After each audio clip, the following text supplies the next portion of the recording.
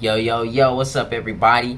My name is D, and this is Bleezy. It keeps me easy, and this is In the Air Sports Podcast.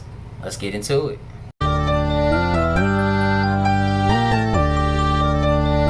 It's a head beaters.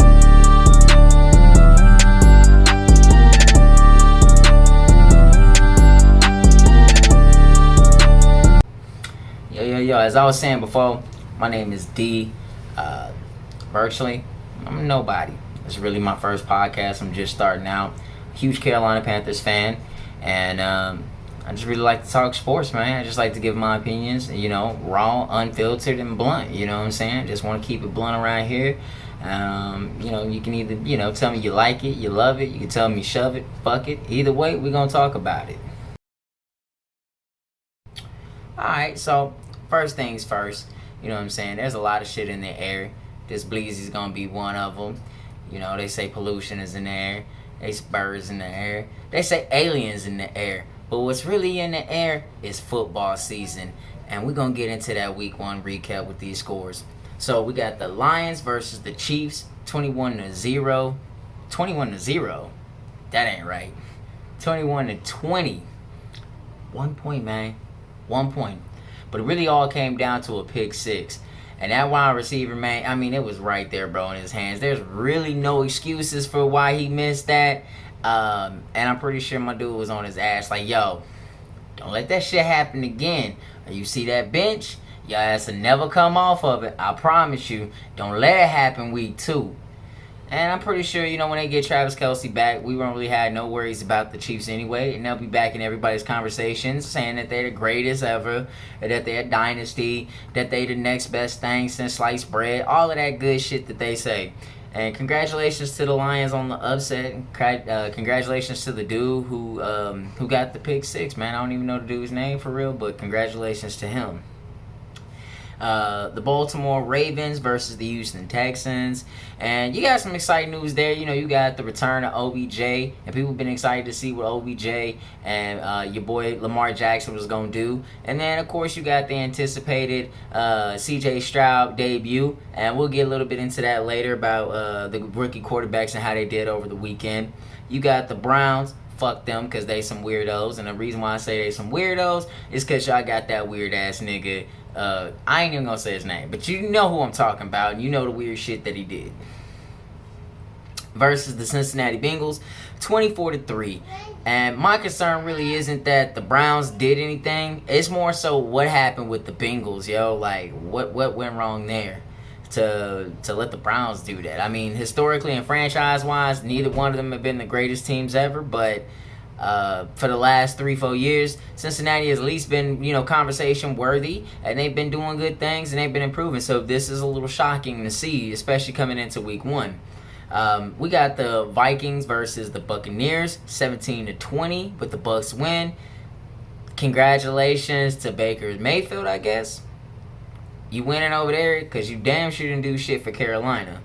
Then we got the Saints. Fuck them. They're division rivals, so it's always fuck them.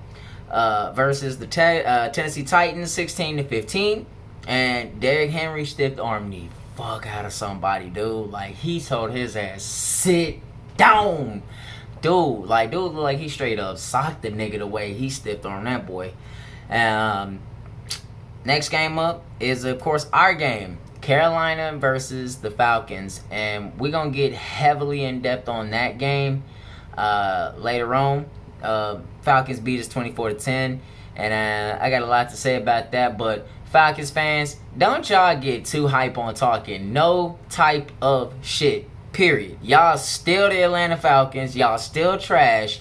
Bijan or whatever his name is, Honey Dijon Mustard, whatever the fuck your name is, you're a good running back, Kai.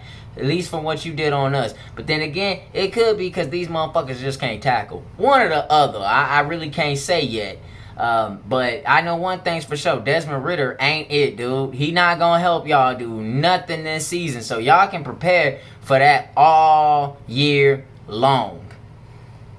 And so you got the Jags versus the Colts. And Anthony Richardson's debut with a questionable injury at the end there. on the Colts end. But the Jaguars came out with the victory 31-21. And your boy Trevor Lawrence is finally starting to turn out to be the golden boy that everybody said he was going to be. So you can go ahead and prepare for a Jaguar bandwagon train coming to your city sometime in the near future. Very soon. Then we got the 49ers versus the Steelers. I kind of figured the 49ers was going to win. Christian McCaffrey's going to do what Christian McCaffrey does. It's funny to me, though, how Christian McCaffrey can do a lot better with good coaching and, I don't know, maybe a good scheme versus, I don't know, overworking the shit out of him. But, you know, that's neither here nor there. But I kind of figured the Steelers weren't going to be much of a competition. They also got plagued with a lot of injuries. So, you know, they didn't do too well. And I really didn't foresee them doing too well because I'm just not big on Kenny Pickett. That's just me. Then we got Washington versus Cardinals. Oh, good old Ron Rivera. Don't we love fuck Ron Rivera, okay? Now, probably not as a person, but as a head coach, I've never really been a big fan of him. Even when he was in Carolina, I never really thought that he understood what a quarterback was, how to manage quarterbacks, or really even how to manage dealing with a team. That's me. So it is what it is on that. The Cardinals ended up losing 20-16. Then you got the Raiders versus the Broncos with the anticipated return of Sean Payton, and they lost. So I still don't like Sean Payton. I didn't like him when he played for the when he coached for the Saints, and I don't think I'm gonna like him in fucking Broncos. I don't think I'm gonna like him working with Wilson because I think fucking Wilson is overrated and always has been overrated. That's just me. Then you got the Dolphins versus the Chargers with a very, very, very good matchup there, 36-34. And man, yo, TNT, boy, them boys is explosive. And who I'm talking about? I'm talking about Tua and Tyree. TNT, straight explosion on them boys, man. Deep bomb. See, I wish we could get some shit like that in Carolina. Y'all, if y'all watch they film, go watch they film. Stop watching our tape. Y'all coaches, stop watching our tape. Because clearly, y'all, every coach we get, oh, we're going to go watch film. Where? When? Whose? Stop watching. Maybe I need to watch somebody else's tape and get some ideas and bring that over here. Because we're going to get into more about Carolina later. Eagles versus Patriots. Eagles win. Patriots, they show some promise in Mac Jones. Eagles take the victory, 25-20. Green Bay versus the Bears, 38-20. Jordan Love looked pretty good. Looked like they may be all right without Aaron Rodgers. Yo, they definitely might be all right without Aaron Rodgers. But you know who won't be? The Jets. We're going to talk about that. So, yeah. So, the Bears, on their end, what was the point of acquiring Foreman and Moore? Why? What was the point? What? That was useless. But we'll see throughout the season. So, Rams versus Seahawks. Rams kicked the shit out of the Seahawks. Seahawks lost Tyler Lockett, though. So, that could be something that could have cost them to lose the game. I don't know if injuries is really the blame there or not, but, Seahawks fans, comment. Let me know what y'all feeling on that. Rams, I still don't like Stafford. Y'all can't make me think Stafford is a good quarterback, and I don't give a shit. He's still a broken dude to me. I'm not saying broken as in, like, he's just broken literally, but, like, he's injury prone, man. I don't give a damn how tough he is. And he's getting older. He only gonna get more injury prone. It's just what it is. Dallas versus the Giants. They smoking on them Giants tonight in Dallas. Or, I'm sorry, Sunday night they was smoking on that pack, though. They was smoking on that pack heavy. They wrote them Giants all the way up. And for all of the offseason drama about Saquon Barkley, for fucking what?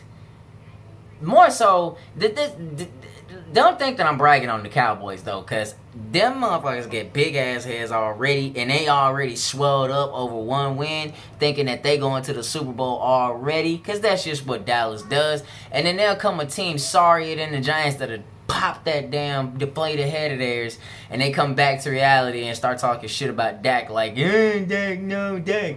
But more so, Giants got organizational problems to me. They got offensive line problems, Saquon Barkley problems, Daniel Jones problems. Cowboys still got problems. They just beat up on a team that's got more problems than them. That's just it. They beat up on a team that got more problems than them.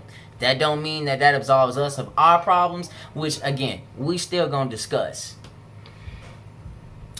And last but not least, the Jets versus Bills game.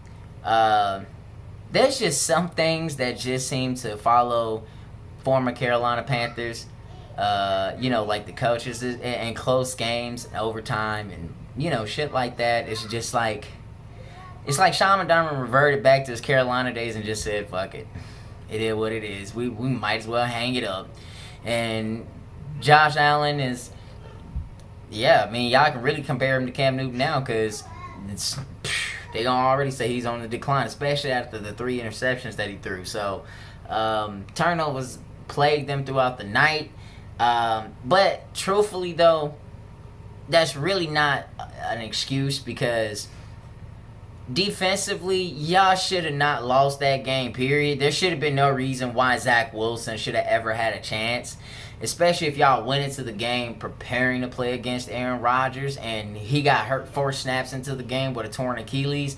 Y'all should have been on like cruise control defensively for the whole game, and there should have been no reason why they were even in that range. Now, that's not to absolve that the turnovers. It is what it is. He threw 3 interceptions and he cost y'all the game. And the Jets, good luck to y'all for the rest of the season, because Lord knows y'all gonna need it.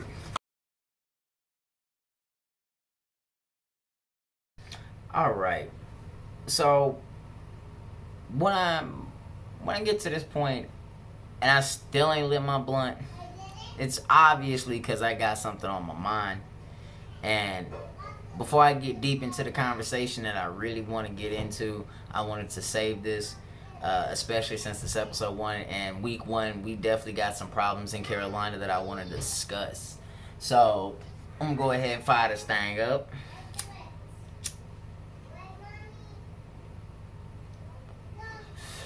And now it's time to keep it all the way blunt, man. All the way blunt up in here. Carolina got some problems, G. Now, they problems that I personally didn't expect them to have. Nah, not really, because I ain't one of them fans that was out here like, yo, I think we're going to the Super Bowl. I think we're going to have a great season.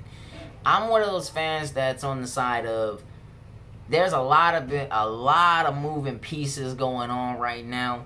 New coach, new quarterback, new offense, new defensive scheme. New defensive coaching, new coaches everywhere. But the one thing that remains the same is Scott Fitterer, who apparently is just fucking trash at evaluating talent and the needs of this team, which comes to really, it gets me thinking more so like, there's layered issues in this like Panther organization, like, and there's like multiple ways that you could go with it. More so like, is it really a roster issue? Is it a coaching issue? Is it a GM issue? And one thing we know is for sure it is a GM issue here.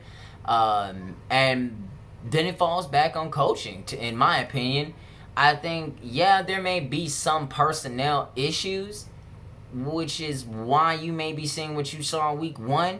But with that, is that more so like coaches didn't have them prepared because they were running vanilla schemes? Or was it because Scott Fitterer and didn't want to give Frank Reich what he needed so that way he didn't have vanilla schemes? So could it be that Frank Reich is giving us vanilla because he went out and got a vanilla ass offense? I mean, how much say so do we really think Frank Reich had in that draft and the trades that we did? So at the end of the day, like, he may be running this vanilla ass scheme because he's got vanilla ass players. Now that's no excuse, because as Carolina Panthers fans, I don't think we are going to give Frank Reich the luxury and the allotted time that we gave Matt Rule. And that's because, one, he's already been a head coach.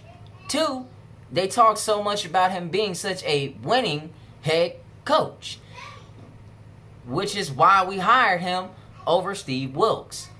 And which is another layered issue, which is why I'm going to bring this to attention and call this out. Because was it that Steve Wilkes really couldn't get us to the playoffs if he had a full season with these guys? Or was it because Frank Reich was really that much better of a coach? Because as of right now, I don't see it. I ain't seen it. And I don't really feel like we are going to see it. I'm going to just be all the way 1,000 blunt with y'all. I don't think Frank Reich got the job because he's a better coach. I think Frank Reich got the better job because his last name rhymes with my last name, White. Nigga, it is what it is. I mean, real talk, bruh. Black coaches really don't get a fair opportunity in the NFL. Now, I'm not even going to make this a racial issue because that really ain't what I'm here for, to talk about with these Carolina Panthers. But that is something that is a fact that needs to be acknowledged and thrown out there. But at the end of the day, maybe the guys in the locker room see a lot of Matt Rule and Frank Reich, which is why they didn't have the energy that they were supposed to have. Maybe that's why they ain't playing like they was supposed to play. Maybe that's why you got guys out there missing easy tackles.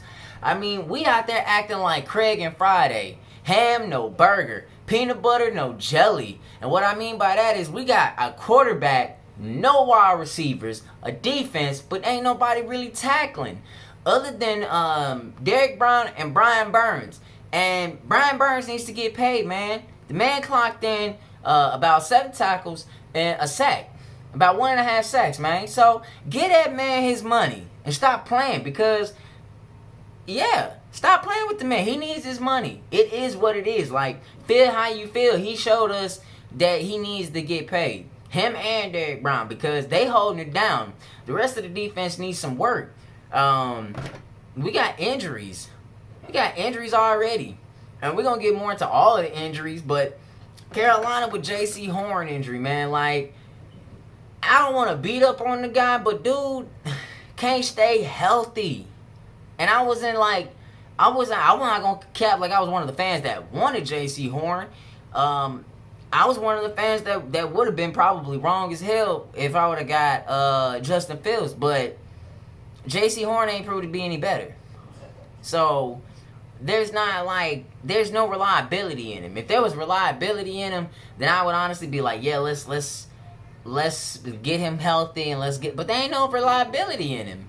And a lot of y'all be bragging about how good Dante Jackson is, but anytime I've ever watched Dante Jackson go up against a legitimate wide receiver, and I'm not talking about, he's okay, he's a decent guy, and he can run a couple of routes, and he's got some speed. I'm talking about like a legitimate wide receiver, somebody of caliber, of the top 10 caliber. He ain't never been able to hold him down. And anytime I've ever seen him, he always getting his ass burnt, dusted. And he stay hurt. Let him go. I'm not a fan of the Dante Jackson thing, bro. Like, and people go nuts when he gets one interception. Like, he ain't the hype man, bro. He ain't worth the hype in my opinion. He ain't worth the contract in my opinion.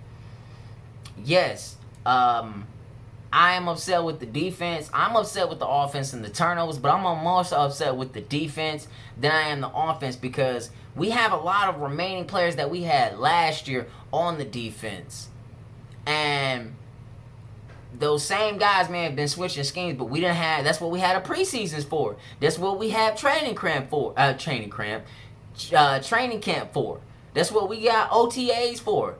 It's to kink out the shit that's wrong and fix the scheme and make it work and all of that. And nothing, dog. Nothing for real should be an excuse for them for why they missing tackles on runs, bro. The run game is not being stopped. That has been a problem For the last few years, that's been a problem. And why is it still a problem and we still got new coaching?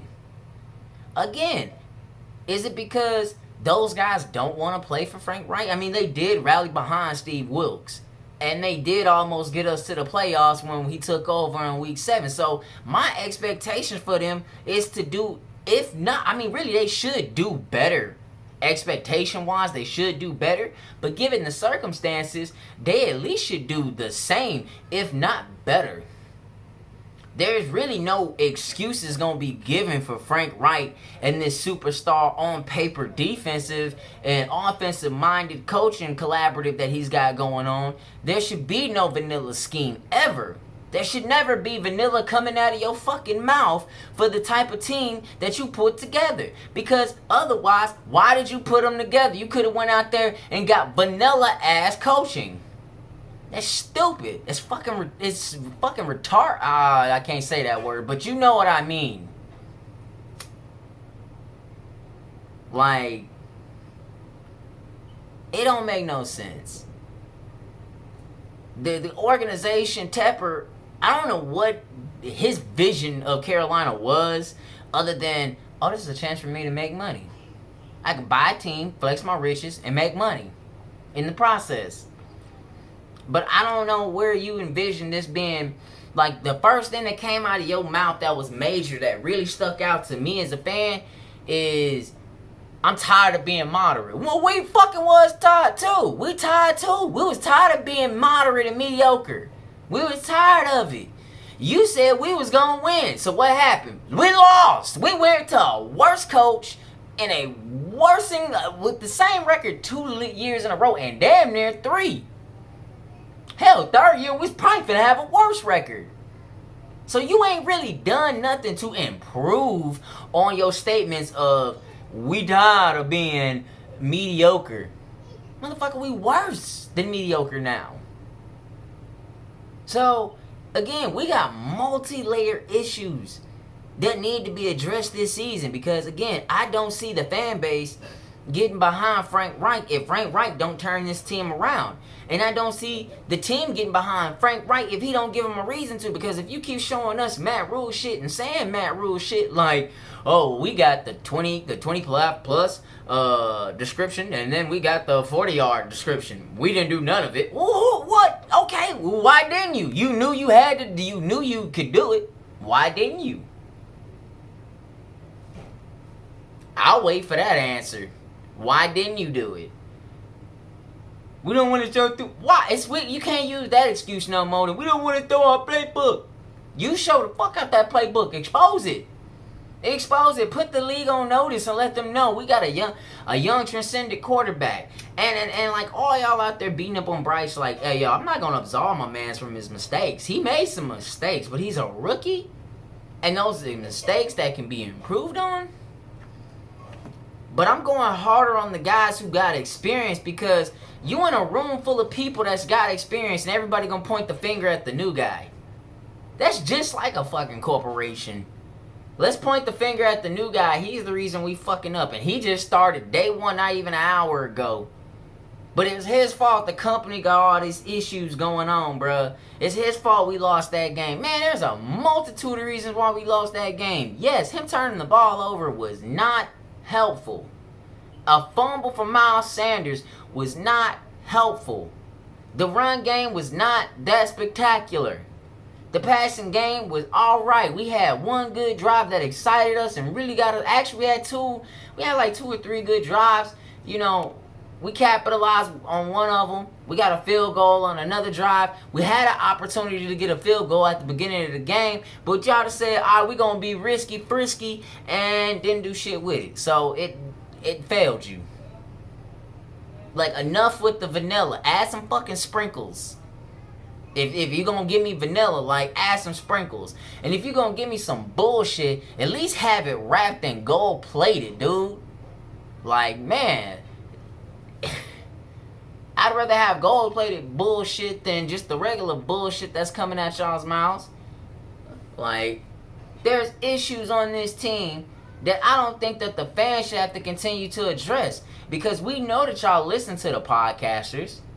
Shout out to all of them niggas out there podcasting. Shout out to the main niggas out there that's actually on the ground level doing the thing, bro. Real respect to those guys, bro. Real respect to those guys. Because it's fans like them that actually keep motherfuckers interested in y'all. Y'all gotta respect that, the fact that they the only ones really fans like us in general, but mainly those main guys that's going out there to the games, that's fans, that's reporting on the shit, that's giving us news, that's giving us feedback. Those are the guys that y'all should really be appreciative of, because ain't nobody else got the nerve to report on us because of how damn sorry and damn confusing we look out there and how stupid we've been looking for the last couple of years. We went to a Super Bowl and been looking like a bunch of nobody has been since then.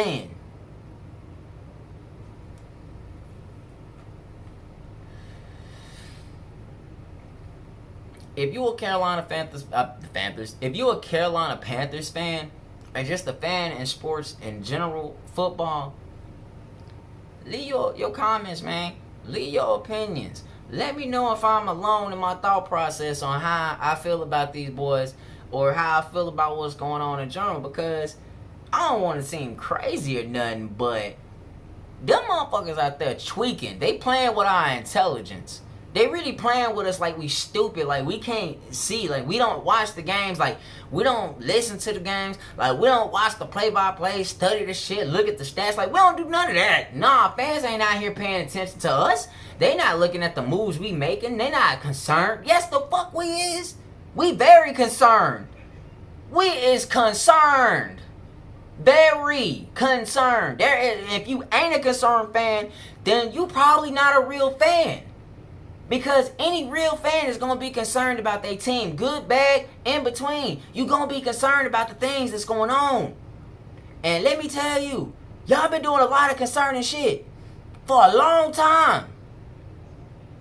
But especially since new ownership come in, like, man, we went from a gritty-ass underdog team that I love to every week I'm like, man, we just got to see what it's going to be. Every week I'm like this, like, fuck. Is we gonna fuck ourselves? Is we gonna shoot ourselves in the foot? Is we gonna do it? I'm going from, yeah, nigga, we winning, to, I'm sick of this shit.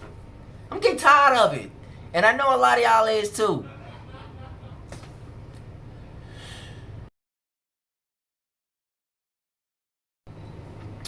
Alright, cool. So we're going to go ahead and talk about these injuries and give y'all a quick report on these. And in the comments, let me know if y'all's teams are affected by these injuries, or if these injuries affected the game to where you might have either lost or you might have had an advantage because of it. Who knows? We got Green Bay running back Aaron Jones with a hamstring injury. We got Houston Texans safety Jalen Petrie. If I'm saying his name wrong, I apologize, with a bruised lung. Defensive tackle Hassan Ridgeway with a calf injury. Offensive tackle George Fant with a shoulder injury. We got Indiana Anthony Richardson with a minor injury at the end of the game. Coaches said he'll be fine. Jacksonville, we have a cornerback injury with a hamstring to Gregory Jr. We have guard injury to Brandon Sheriff. I hope I'm saying his name right, with an ankle injury. We have Las Vegas with a wide receiver injury, Jacob Myers with a concussion, and safety Trayvon Moch with a Mottridge. I'm not sure how to say his last name. Again, sorry. With a thumb injury. Minnesota Vikings center Garrett Bradbury, back injury. New Orleans, we have defensive tackle Peyton Turner with turf toe. Philly, we have linebacker Nakobe Dean with an injury. We have Pittsburgh, we have DeMarvin Lear, I believe his name is, with an elbow injury. And tight end Pat Fearmouth, something like that, with a chest injury. Defensive tackle Cam Hayward with a groin injury. Wide receiver Deontay Johnson with a hamstring injury. In Seattle, we have an offensive tackle injury to Abraham Lucas with a knee. Charlie Cross I'm sorry, not Charlie Cross. Charles Cross with a toe injury. Wide receiver Tyler Lockett with the concussion. And Tampa Bay, you got defensive lineman Kalijah Cansey with a calf injury. And that'll wrap up the injury report. Alright, so we can go ahead and wrap this up here with the rookie quarterbacks. Bryce Young had a completion rate of 52.6, 146 yards, 1 touchdown, 2 interceptions. He's got some cleaning up to do. He's got some learning to do. Definitely going to have to learn how to take care of the ball and not turn it over and just make better reads on the passes. There's, like I said, there's a bunch of issues in Carolina that need to be addressed. Again, I think overall, though, I think he's going to be okay. And I think he will be a franchise quarterback for the Carolina Panthers going forward. And I don't see any reason to really be too concerned and try to throw him off the deep end like some people have already tried to do. Just think it's kind of strange that everybody has this notion that rookie quarterbacks are supposed to just come in and be great when historically they're not, dude. Historically, no rookie quarterback has just come in for real and just been like, wah bam, nigga, we in here. We doing a damn thing. Like, it's not something that's been historically done. So I don't know where that notion comes from. CJ Stroud, he did all right. He had a completion rate of 63.6, 242 yards, 0 touchdowns, and 0 interceptions. Need to get him on the board. Texans had a slew of injuries that may have affected them through the game. I'm not a big fan of the organization. I still am a firm believer that they knew what was going on with your boy out in Cleveland, and that's kind of why they decided to cut ties with him anyways, because they said we tired of hiding the shit anyway. And if you ain't gonna play for us, why are we protecting you? So I really think that was what happened with that. Overall, I don't want to hate on CJ Stroud. I actually hope the kid does well. I actually like CJ Stroud going into the draft, thinking that he might have been a Carolina Panther, but I had to really sit down and think about it before the draft actually happened. I was like, yo, that would be something if Frank Wright was the GM, but Bryce Young is more of a mold, kind of in the same way. What's the guy's name? The one that plays for the Broncos, Wilson. So, and I had to think, oh yeah, Scott Fitterer, duh. That's why he would want a Bryce Young kind of guy, because he's into the smaller quarterbacks, and that's a move that he would make. So it makes perfect sense on that end. As far as Anthony Richardson, I hope that the guy is doing all right overall, taking a late game injury. I hope he's okay. Hope he does come back and play for the remainder of the season and there's no concerns there. And I hope that it's not an issue going forward with him with injuries. His completion rate, again, was 64.9. He had 223 yards, 1 touchdown, and 1 interception. So, yeah, interceptions seem to be a big thing this year, turnovers already. So that means that means that the defensive backs and cornerbacks and safeties are stepping up their game. But there's also a lot of injuries taking place this year too, hamstrings, ankles. So hope guys stay healthy this season so that way we can have a good football season. Until next time, remember to keep it blunt, man, and it's in the air. Holla.